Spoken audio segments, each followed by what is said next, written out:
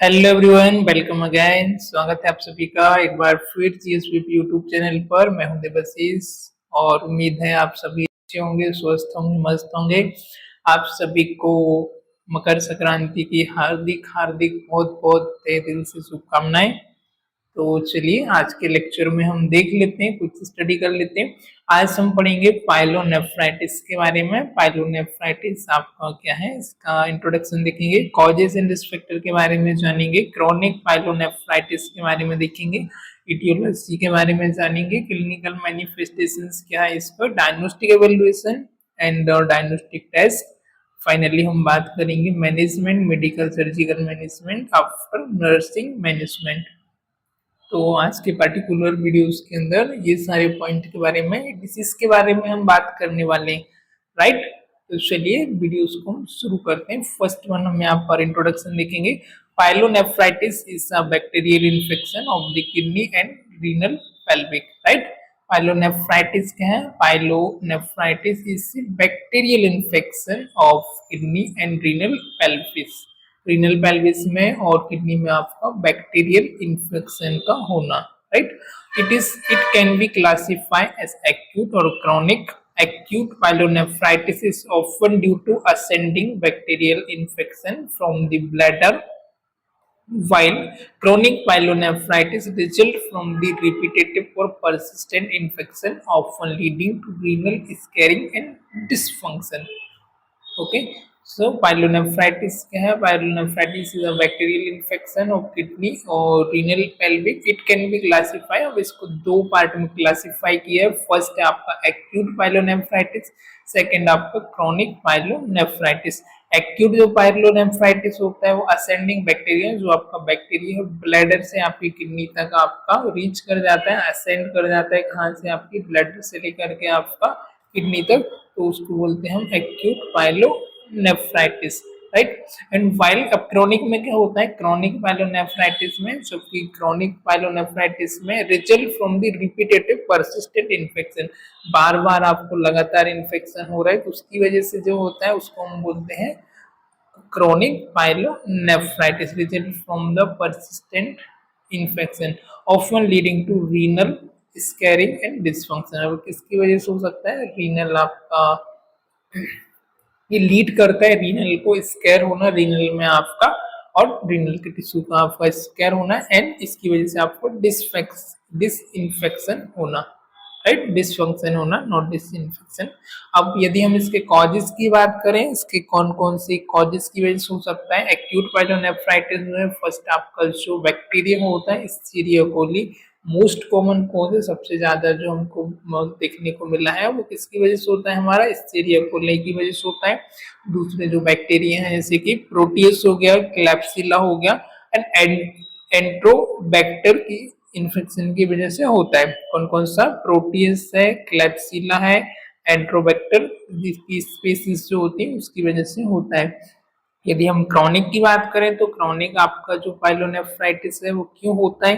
तो फर्स्ट है आपका रिकरेंट और इनएडुकेटली ट्रीटेड एक्यूट इन्फेक्शन। अब आपका जो एक्यूट केस में इन्फेक्शन हुआ है इसके बार बार होने की वजह से हो सकता है। अदर इसका रीजन ये है कि आपका इनएडुकेट, या आपने इसको प्रॉपर तरीके से इसका ट्रीटमेंट नहीं ली है, आपने ट्रीटमेंट में लापरवाही कर दी, आपने अवॉइड कर दिया उसको, तो इसकी वजह से भी आपके हो सकता है। नेक्स्ट हमारा जो कारण है इसका होने का वो है स्ट्रक्चरल एबनॉर्मलिटीज। यदि आपको कुछ स्ट्रक्चरल एबनॉर्मलिटीज है सच एज आपका वेसिकोलेटरल रिफ्लेक्स, स्ट्रक्चरल एबनॉर्मलिटी मतलब आपका वेसिको रिफ्लेक्स लेटरल है, जिसमें आपका बैक फ्लो होता है आपकी यूरिन का, जिसको हम बोलते हैं वेसिको लेटरल रिफ्लक्स।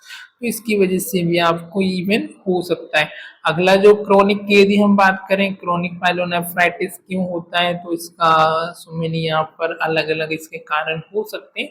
और ये जो होता है आपका chronic pyelonephritis character progressive inflammation, inflammation और प्रोग्रेस कर जाती है, and fibrosis of the kidney parenchyma due to recurrent persistent infection. Progressive inflammation होना, इन्फेक्शन होना, और जो आपका फाइब्रोसिस ऑफ किडनी, किडनी का जो आपका फाइब्रोसिस है पैरेन्काइमा है, वहां पर आपका due to recurrent persistent infection, kidney में आपका फाइब्रोसिस होना, इन्फ्लेमेशन होना, किस रीजन की वजह से हो सकती है, पेरेन्काइमा की वजह से, और ड्यू टू रिकरेंट बार बार और परसिस्टेंट इन्फेक्शन की वजह से आपको ये हो सकती है। इटियोलॉजी, यदि हम इसकी इटियोलॉजी की बात करें तो किस कारण की वजह से हो सकता है, कुछ एनी अदर कॉजेज से, क्रॉनिक के जैसे असेंडिंग इन्फेक्शन, आपका इन्फेक्शन है जो आपका यूरिनरी, आपकी यूरेटर से आपका कहाँ तक, यूरिनरी ब्लैडर से आपकी किडनी तक पहुंचना। Most common cause starting from the lower urinary track infection, right. तो आपको लोअर यूरिनरी ट्रैक इन्फेक्शन होता है, अदर मेल है अदर फीमेल है, तो फीमेल में थोड़े से चांस ज्यादा होते हैं यूटीआई के, बिकॉज ऑफ मॉइस्चर जगह होने की वजह से। तो हमने देखा था अर्लियर लेक्चर में भी। तो जो मोस्ट कॉमन इसका कॉजेस है, जो स्टार्टिंग होता है आपका इन्फेक्शन लोअर यूरिनरी ट्रैक से, यूटीआई इन्फेक्शन की वजह से हो सकता है, और ये आपका असेंड कर जाता है आपकी किडनी तक। ओके, अगला हमारा है यूरिनरी ऑब्स्ट्रक्शन, स्टोन स्ट्रक्चर और एनलार्ज प्रोस्टेट। ऑलराइट, तो यूरिनरी ऑब्स्ट्रक्शन में क्या होता है, आपका स्टोन होना, स्ट्रक्चर होना और एनलार्ज प्रोस्टेट होना, राइट। तो किस किस रीजन की वजह से हो सकता है, स्टोन की वजह से हो सकता है, स्ट्रक्चर की वजह से हो सकता है, और एनलार्ज प्रोस्टेट की वजह से भी आपको हो सकता है। ओके, नेक्स्ट वन जो हमारा है वेसिकोरिलेटरल रिफ्लक्स, इसमें क्या होता है आपका back flow of urine from the bladder into the ureter. Okay, तो आपका यूरिनरी ब्लैडर है, यूरिनरी ब्लैडर से आपका जो यूरिन है उसका क्या होना, बैक फ्लो होना, कहाँ पर, वापस से आपके यूरेटर पर, तो यूरेटर में। तो इस वजह से भी आपको हो सकता है, कुछ इंस्ट्रूमेंटेशन की वजह से हो सकता है, इससे कैथेटराइजेशन, प्रोलॉन्ग टाइम तक आपको कैथेटराइजेशन है ना, इस सेप्टिक टेक्निक आप मेंटेन नहीं की है, उसकी वजह से हो सकता है। और सिस्टोस्कोपी जो होती है जिसमें विजुलाइज करते हैं आपका, है ना, यूरिनरी सिस्टम को, तो उसकी वजह से भी आपको इवन हो सकता है। तो यहाँ पर आपकी कुछ रीजन हमने देखे जिसकी वजह से आपका इटियोलॉजिकल फैक्टर है, आपके डिसीज कॉज हो सकती है। ऑलराइट, ओके, नेक्स्ट वन है हमारा क्लिनिकल मैनिफेस्टेशन। अब आपका क्लिनिकल मैनिफेस्टेशन मींस की साइन एंड सिम्टम क्या होंगे, क्या क्या इसके लक्षण होंगे। तो फर्स्ट आपका एक्यूट पाइलोनेफ्राइटिस का अलग होंगे, कुछ कुछ क्रॉनिक के आपको डिफरेंट होंगे केसेस की वजह से। तो एक्यूट में आपका आता है फीवर होना, चिल होना, फ्लैंक और बैक पेन होना, नोसिया वोमिटिंग होना, डिस्यूरिया होना, अर्जेंसी होना, राइट, बार बार आपको ऐसा लगना कि यूरिन आ रहा है, राइट, फ्रीक्वेंसी आप यूरिन करने की इंक्रीज होना, यूरिन करते समय डिफिकल्टी होना, बर्निंग होना, and costo vertebral angle tenderness, आपका कोस्टो वर्टिब्रल जो एंगल है वहां पर टेंडरनेस होना। क्रॉनिक पाइलोनेफ्राइटिस में क्या क्या सिम्टम्स होंगे आपको, एसिम्प्टोमेटिक और माइल्ड सिम्टम। अब क्रॉनिक में एक बात नोटेट करने की है कि एसिम्प्टोमेटिक होती है और माइल्ड आपको थोड़ा बहुत सिम्टम देखने को मिलता है। तो कैसे सिम्टम आपको हो सकते हैं, जैसे आपको फटेग हो गया, जनरल मैलिस हो गया, पायूरिया हो गया, यूरिन में पस होना, नॉक्चूरिया होगा, नाइट के समय आपका यूरिन पास होना, जैसे दी नॉक्चूरिया, हाइपरटेंशन होना, ब्लड प्रेशर का आपका इंक्रीज होना, प्रोग्रेसिव रीनल फेल्यूर होना, इन सीवियर केसेस में आपकी जो रीनल फेल्यूर भी हो सकता है, right. Now we are talk about the diagnostic evaluation, इसके डायग्नोस्टिक इवैल्यूएशन क्या क्या हो सकते हैं। तो सबसे पहले आपका यूरिन एनालिसिस, आपको यूरिन की चेक कराना है, जिसमें आप देखेंगे कि आपका पायूरिया प्रेजेंट तो नहीं है, आपका बैक्टीरिया तो प्रेजेंट नहीं है, हेमिचूरिया तो प्रेजेंट नहीं है, कौन से बैक्टीरिया वायरस का वहां पर ग्रो तो नहीं कर रहा है, किस इन्फेक्शन की वजह से हो रहा है ना, और ब्लड तो प्रेजेंट नहीं है। तो ये सारी चीजें जब आप यूरिन टेस्ट कराएंगे, तो यूरिन टेस्ट में आपको ये फाइंड आउट करना होगा यूरिन रिपोर्ट में। यूरिन कल्चर आपको कराना है, यूरिन कल्चर में आप क्या देखेंगे, आइडेंटिफाई पॉजिटिव ऑर्गेनिज्म, मतलब किस बैक्टीरिया वायरस से पर्टिकुलर वो कॉज हो रहा है उसको आप फाइंड आउट करेंगे। इसके अलावा ब्लड टेस्ट कराएंगे, ब्लड टेस्ट में आप देखेंगे कि इन्फेक्शन की वजह से आपको एलिवेटेड डब्ल्यूबीसी दिखेंगे, डब्ल्यूबीसी काउंट आपको ज्यादा दिखेगा, इंक्रीज दिखेगा सीरम क्रिएटिनिन इन क्रॉनिक केसेस, और साथ ही साथ आपको सीरम क्रिएटिनिन है वो भी आपको इंक्रीज दिखेगा इन सीवियर केसेस में। ऑलराइट, सम आपकी कुछ इमेजिंग स्टडीज है, जैसे आपका अल्ट्रासाउंड होना, सीटी स्कैन होना, इंट्रावीनस पाइलोग्राम होना, ये सारी चीजें भी हम कर सकते हैं इमेजिंग स्टडी में। फर्स्ट लाइन आपका यूएसजी है, सीटी स्कैन है, इंट्रावेनस पाइलोग्राम है, तो ये test you can go for that. If आपको एबनी एबनॉर्मलिटी है एंड उसको आपको डिटेक्ट करना है स्ट्रक्चरल एबनॉर्मलिटीज को, तो ये सारे टेस्ट हम कर सकते हैं। Now we are talk about diagnostic evaluation. Alright, I hope इतना आपको समझ आया होगा। तो अभी हम डायग्नोस्टिक इवैल्यूएशन के बारे में देखेंगे। तो डायग्नोस्टिक टेस्ट आपका क्या क्या हो सकता है? Urine analysis with microscopy, urine का एनालिसिस करना with microscopy, detect white blood cells and cast white blood cells, cast cell को डिटेक्ट करना, यूरिन कल्चर कराना, यूरिन कल्चर में आप कंफर्म करेंगे किस इन्फेक्शन की वजह से हुआ है, blood test, blood test useful for the suspected bacterial and renal ultrasound, CT scan। And बात करेंगे हम मेडिकल मैनेजमेंट के बारे में। तो मेडिकल मैनेजमेंट आपका क्या क्या हो सकता है? ओके, फर्स्ट वन आपका एंटीबायोटिक थेरेपी। इन केस आपको इन्फेक्शन है तो आपको इन्फेक्शन को रूट कॉज से ट्रीट करने के लिए आपको पेशेंट को मेडिसिन प्रिस्क्राइब करनी पड़ेगी, जिसमें आपका ब्रॉड स्पेक्ट्रम एंटीबायोटिक आती है, जैसे आपका फ्लोरोक्विनोल हो गया, सेफेलोस्पोरिन हो गया और अमीनो ग्लाइकोसाइड, राइट। तो जिसमें से आप चॉइस ऑफ ड्रग होती है आपकी, ये तीन, इस कैटेगरी में से हम पेशेंट को ड्रग दे सकते हैं। तो एक्यूट पाइलोनेफ्राइटिस के केसेस में you have noted that first one is there fluoroquinol and the second one is cephalosporin and third one है amino glycoside। alright, noted। and next one है chronic pyelonephritis। यदि chronic pyelonephritis का case है तो इस case में आप कौन कौन सी मेडिसिन देंगे, राइट। तो क्रॉनिक के केस में आप देंगे यहाँ पर long term suppressive antibiotic therapy. इसको लॉन्ग टर्म सप्रेस करने के लिए हम एंटीबायोटिक थेरेपी देंगे। पेन है तो पेन को रिलीव करने के लिए एनाल्जेसिक या फिर एंटीबायोटिक देंगे। एंड फ्लूइड को मैनेज करेंगे। एडिक्वेट आपका पेशेंट को हाइड्रेट होना चाहिए ताकि बैक्टीरिया वायरस है वो यूरिन के थ्रू फ्लश आउट हो जाए, आपका एक्सक्रीट हो जाए। Alright, okay, hope you got it। next one is their surgical management। surgical management आपका क्या होगा? तो करेक्शन ऑफ स्ट्रक्चरल एबनॉर्मलिटीज, जो भी आपकी स्ट्रक्चरल एबनॉर्मलिटीज उसको करेक्ट करना, रिलीफ ऑफ ऑब्स्ट्रक्शन, जो भी ऑब्स्ट्रक्शन आ रहा है, प्रॉब्लम्स आ रही है, जैसे कि उसको करेक्ट करना, उसको फिक्स करना। Then this is the example हो सकता है यूरेट्रल स्टेंट, यूरेटर में आपका स्टेंट वगैरह फिक्स करना। और नेक्स्ट हो सकता है आपका nephrostomy tube, nephrostomy tube insert कर सकते हैं या यूरेट्रल को आप करेक्ट कर सकते हैं। Surgical correction, surgical correction of vesicoureteral reflux. Vesicoureteral में क्या होता है, हमने देखा था कि यूरेटर से आपका जो यूरिन है वो बैक फ्लो होना, तो उसको आप फिक्स कर सकते हो, करेक्शन कर सकते हो। अगला है drainage of abscess present. In case यदि पस एब्सिस वगैरह प्रेजेंट है तो आप उसको ड्रेन करना पड़ेगा, ड्रेन आउट आपको करना पड़ेगा, राइट। ओके, नेक्स्ट वन हमारा nursing management. Nursing management is there, hope you already know that about, right. तो this is the first one आपका असेसमेंट है, पेन मैनेजमेंट है, encourage patient for fluid intake, monitor intake and output and education of the patient, right.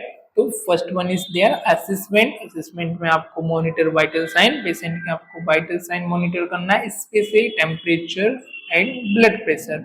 Alright, क्या क्या monitor करेंगे? Temperature and blood pressure, monitor vital sign, especially temperature and blood pressure, intake output etcetera. Pain को manage करेंगे, patient का आपका pain है, patient को severe pain, moderate pain, आपको असेसमेंट करना है, इनकेस आपको ऑब्जर्व करना है पेशेंट को, और पेशेंट का यदि पेन है तो आपको पेन किलर मेडिकेशन देना है और उसको इवेलुएट करना है। Encourage fluid intake, fluid intake के लिए पेशेंट को आपको इनकरेज करना है। And promote hydration to help clear infection, fluid ज़्यादा से ज़्यादा लेने के लिए उसको मोटिवेट करना है, एनकरेज करना है, ताकि वो ज़्यादा से ज़्यादा फ्लूइड ले सके और जो आपका बैक्टीरिया वायरस है वो आपका हाइड्रेट भी रहे, बैक्टीरिया वायरस भी फ्लश हो जाए, right. Next one is there monitor urine output, monitor करना है आपको यूरिन आउटपुट। इन केस कोई उसमें साइन है, हेमिचूरिया वगैरह है या पायूरिया वगैरह है, डिक्रीज आउटपुट है, इंक्रीज आउटपुट है, कोई भी साइन है तो आपको ऑब्जर्व करना है and inform the doctor. Okay, next one is there education. आप क्या क्या पेशेंट को एजुकेशन देंगे, तो education is there teach about perineal hygiene को मेंटेन करना बहुत ही इसेंशियल होता है, इंपॉर्टेंट होता है। In case of the female patient है तो this is the because of moisture होना, शॉर्ट यूरेथ्रा होना, तो दैट इज द रीजन होता है कि बैक्टीरिया वायरस पैथोजन जल्दी से एंटर करते हैं और आपके रीनल तक पहुंच सकते हैं। तो this is the most important कि आपको पेरिनियल हाइजीन मेंटेन करना है। Next one is there encourage completion of prescribe medication. जो भी मेडिकेशन उसको कंप्लीशन करना है, उसको पूरी लेना है, जिस तरीके से आपको बताया गया है आपको उस सारी चीजों को लेना है। Educate on the importance of follow up care and prevent reoccurrence. Follow up care के लिए पेशेंट को एजुकेट करना है, रीऑक्यूरेंस ना हो उसके लिए उसको प्रिवेंट करना है। So it's all about the pyelonephritis, right? Hope you enjoying this lecture. Now it's time to sum up. Okay, so pyelonephritis क्या? Pyelonephritis is the bacterial infection or infection of the kidney and renal pelvis. ये दो part में classify किया है, acute और chronic. Acute जो होता है आपका बैक्टीरियल इन्फेक्शन ऑफ ब्लैडर की वजह से हो सकता है एंड क्रोनिक जो होता है बैक्टीरियल इन्फेक्शन आपका डिसेंड कर जाता है किडनी तक आपकी यूरेटर से, और रिपीटेड परसिस्टेंट इन्फेक्शन होने की वजह से आपको हो सकता है। कॉजेस से इसका आपका most common causes is the acute का Escherichia coli bacteria, proteus, Klebsiella, Enterobacter species and chronic nephritis होता है आपका recurrent inadequate treat of infection की वजह से, स्ट्रक्चरल एबनॉर्मलिटीज की वजह से हो सकता है। This is the reason and इसमें जो आपका साइन एंड सिम्टम्स होते हैं आपको एक्यूट में आपका फीवर होना, चिल होना, फ्लैग पेन होना, नोजिया, वोमिटिंग होना, डिस्यूरिया होना, यूरिन की फ्रीक्वेंसी इंक्रीज होना एंड फटीग होना। क्रोनिक में आपका हालांकि ये सिम्टोमेटिक होता है पर कुछ सिम्टम कॉमन देखने को मिलते हैं, जैसे फटीग है, जनरल मैलिस है, पायूरिया, नॉक्चूरिया, हाइपरटेंशन। प्रोग्रेसिव लंबे समय तक यदि होता है तो रीनल फेल्यूर भी हो सकता है इन सीवियर केसेस में।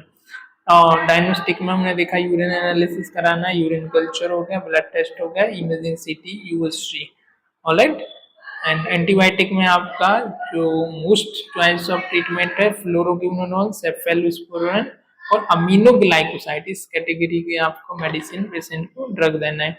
लॉन्ग टर्म के लिए एंटीबायोटिक थेरेपी आपको प्रोवाइड करना है एंड एडुकेट फ्लूइड को मैनेज करना है। पेन है तो पेन को आपको रिलीफ करना है। सर्जिकल में हमने देखा था correction of structural abnormalities, stent वगैरह आप उसमें लगा सकते हैं, right. Nursing management assessment, management of pain, intake of fluid, encourage for fluid intake, monitor intake output and teach about perineal care, alright, and after sexual hygiene, alright.